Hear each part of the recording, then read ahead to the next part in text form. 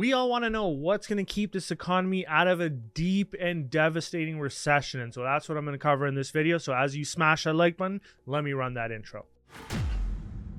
What's up, guys, and welcome back to the channel. Now, guys, I am always reading the newspaper. I always pick up on some articles that you guys may have missed, but I actually found a very interesting article recently written by Barron's where they talked about the 3 factors that they think will keep the global economy out of a deep recession, and I'm going to opine on all the factors that they highlight. And so you can see here's the article that came out about a week ago. It's on Barron's. It's called The 3 Factors That Could Keep the Economy Out of a Recession. And without diving into the whole article, I summarized it for you guys very quickly, and we'll walk through it this way. But the 3 factors that he's discussing are: the first one is the resilience of the US economy, the second one is the mild winter in Europe, and the third one is the sudden abandonment of the zero COVID policy in China. And so how do these factors impact the global economy and the potential for us to enter into a hard recession? Well, let's start with the first one. So we all know that in the US, the consumer is softening, demand is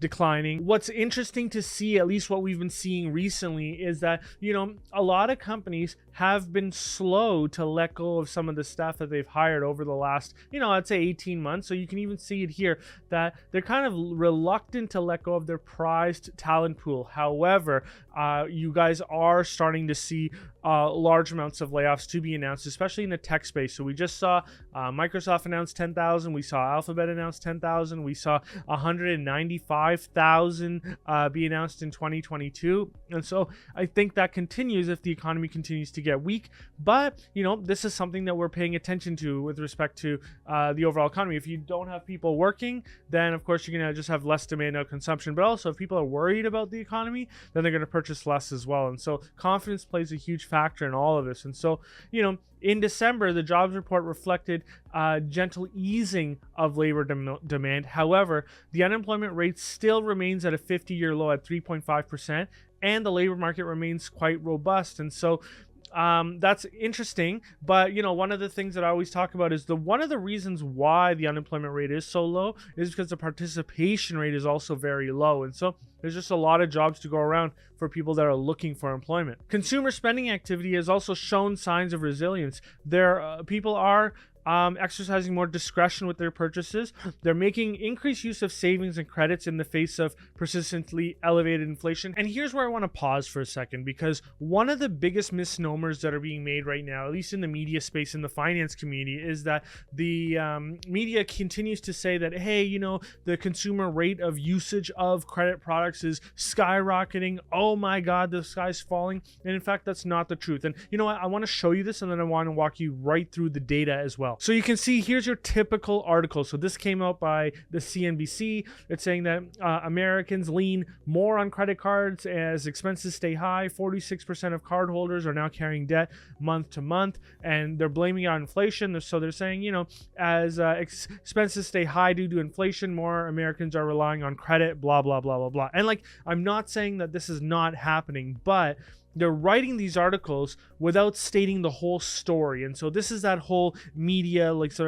narrative shift. Let's just alarm people more just to sort of get clicks on these articles so we can feed them ads. But this is actually what's happening, guys. This is the New York Consumer Credit Panel, or Equifax report, in terms of delinquency status. So first thing you got to pay attention to is that delinquencies for all debt are still significantly lower than where they were pre-pandemic. So that's the first thing that you have to pay attention to. Now, that doesn't mean that delinquencies can't start increasing, because you can see this 30 days late.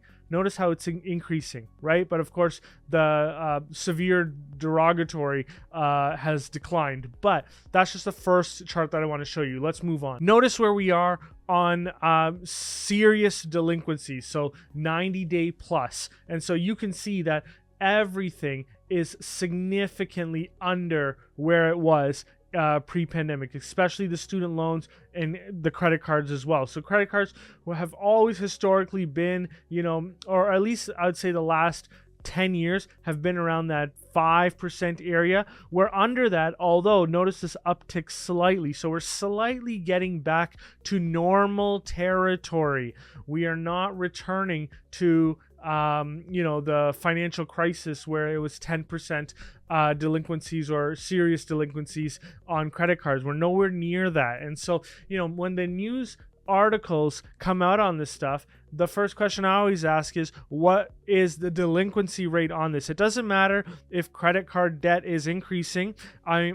All that matters is, are we seeing delinquencies increase? Now, look, you can have credit card debt increase and it could be a leading indicator into delinquencies, but ultimately you want to start seeing these delinquencies start ticking up. Otherwise, you're just sort of forecasting with a crystal ball and you don't necessarily know how it's going to play out. And there is an argument that the consumer is better, especially the one that has student loans. Notice that there's these forever pandemic for the student loans, and just not having to pay anything back has caused delinquencies to go down completely.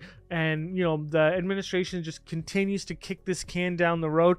I don't know what they're going to do with these student loans, but you can see that anybody who does have a student loan, anybody who did not pay their student loan, they've just been able to, I'm pretty sure, you guys correct me in the comments below, but I'm pretty sure that they don't have to pay anything. They don't even have to service the interest, but I might be mistaken on that. So you guys let me know. But very clearly, the delinquency rate on all of these loans have gone to the floor because the government is just supporting everyone with these types of student loans right now. And I do have to say that I think it's only with government entity student loans. I don't think this relates to private student loans. That's why you're still seeing some levels of delinquency. And that makes a lot of sense because, you're seeing the 18 to 29s at the very bottom in terms of delinquency. And that would probably be because they have the government forms of debt or student loan at the moment. But, as they transition through their lives, they'll possibly convert it into private, and so they would have higher delinquency rates. So that's kind of what I'm thinking. You guys let me know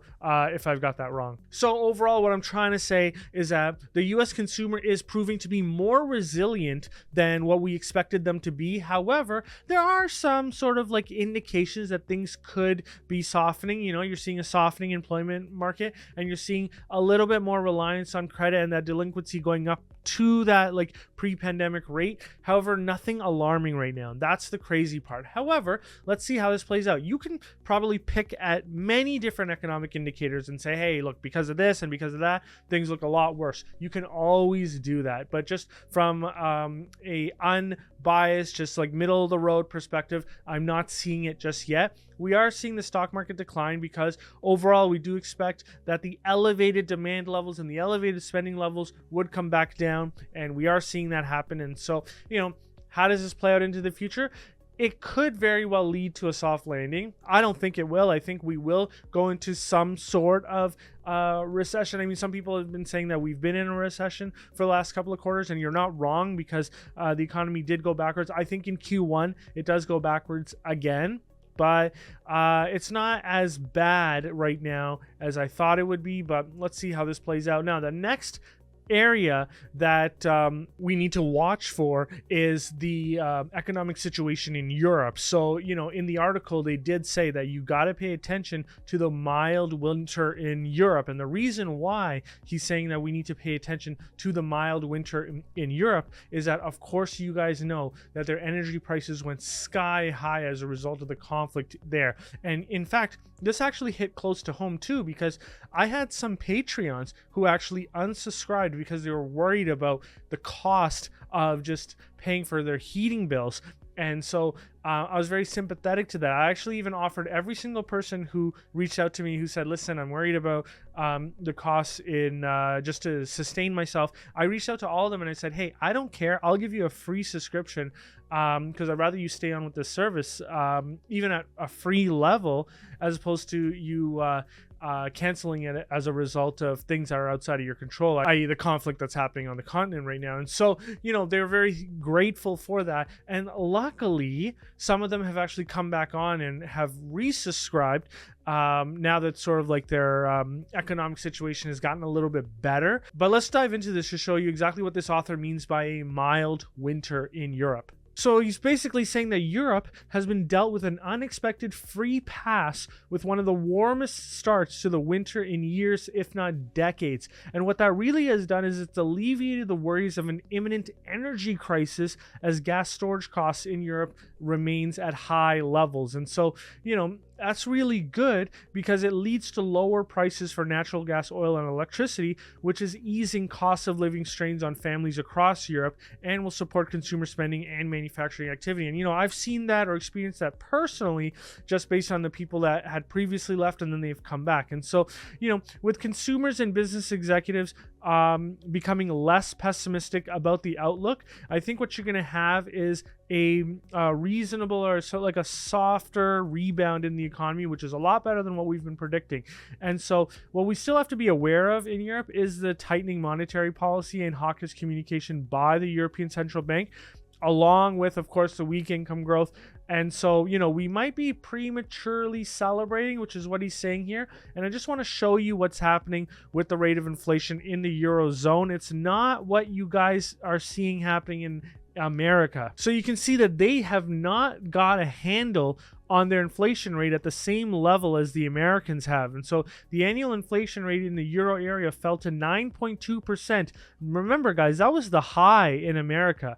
So they actually went higher, and also their inflation rate started declining much later than the US. And in the US, we're down in that 6% range. We're probably going to come in at 5 soon, and they're still at that 9% range. And so, part of that is look at where energy prices have increased. Energy prices rose at a slower rate at 26% versus 35% the previous month, I guess. Like, this is still going to permeate through their economy. I think that it's going to take them longer to bring inflation down, and they still have that same target of 2% that the US has. And so it's just going to take them longer to get back into that range. And so, there's still there's still some challenges on the horizon for the Eurozone. Now, the final element that the author looked at was the sudden abandonment of the zero COVID policy in China. And, you guys are viewers of this channel. You guys know we've talked all about this. So he went on to say that the country has been experiencing with unprecedented surges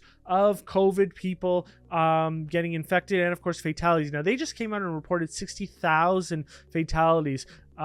Which was, I think people were expecting that. I mean, you got a population of 1 billion people or over 1 billion people. So, 60,000 as a percentage of the whole population seems to be in line with what we were expecting anyways, if not on the lower end, I would suspect. And he's pretty much saying what I was expecting is that while the hit to growth will likely be significant in the near term, I think that the fact that the government is very pro-growth, if you have a strong economic environment globally, I think China will be able to support that. And so, as a population gains the immunity, it'll likely support a rebound in employment, consumer spending, and manufacturing activity will or is expected to increase in the spring and summer. The only thing that I would say that would hold that back a little bit is if we enter into a global recession and purchasing activity from Chinese manufacturers declines, and so then China gets pushed into a deeper recession. And so just because they're open for business doesn't necessarily mean that they get business. And so just got to be careful of that fact as well. There's a push and a pull here as it relates to China. And so they're really reliant on demand from the global economy. And if the global economy is not there to meet them, then of course they struggle. Now, this might be something that's new to you, and I just recently saw this, but China's new mRNA COVID vaccine, which targets Omicron, is actually starting trial production at the moment. And so this is just as of the time that I read the article. These things are changing every day. So if this has been updated, you guys let me know.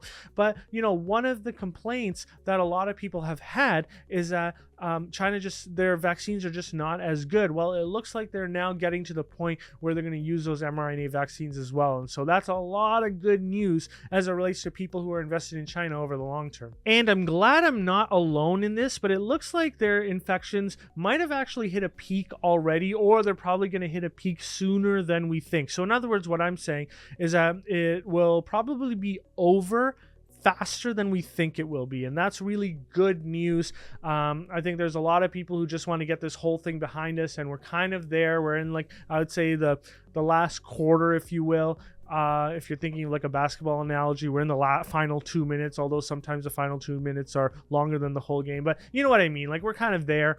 And I think this is largely behind us. We'll see how this plays out. But, I think we're not so worried about COVID lockdowns anymore or anything along those lines. We're more worried about how does the global economy move forward now, especially in the face of inverted yield curves and in the face of continued struggles in the Eurozone and a softening US consumer overall. We may not enter into a massive recession. That doesn't necessarily mean that we grow either, right? We could just be flat for a while. And so here's where value investing really takes off. I think really paying attention to valuations, paying attention to stories, paying attention to conservative valuations makes a lot of sense. And the cool thing is that, in the models that the Patreons get access to, which includes the tracker that tracks all the companies on one page and then all of those links into the individual models, every single one of those models have been built with a real focus on conservatism. And the reason why I focused on conservatism is I feel like over the last 10, maybe 15 years, we've become very accustomed to being very bullish on the global economy. We have forgotten that there can be large time periods, I'm talking 20, 30 years of no growth or even negative growth. And so I'm trying to forecast out a lot of companies, not with that level of pessimism, but with some level of pessimism, which I think is missing in today's investment community. And so if you don't have access to the models, I think they're very valuable, even if you have your own models. In fact, I think they're most valuable when you have your own models, because you can compare your models to the way that I'm building them out and just use it as like a gut punch to see if it's makes sense, or if the way that you're growing out some of the segments could be toned down a little bit, or if I'm way off and it just makes your models look much better. So if you don't have access to that, get access to that at the lower tier of the Patreon. Now, I recently put out a video where I talked about whether or not I think ChatGPT has broken Google search. And so if you guys haven't seen that video, click on this video right here.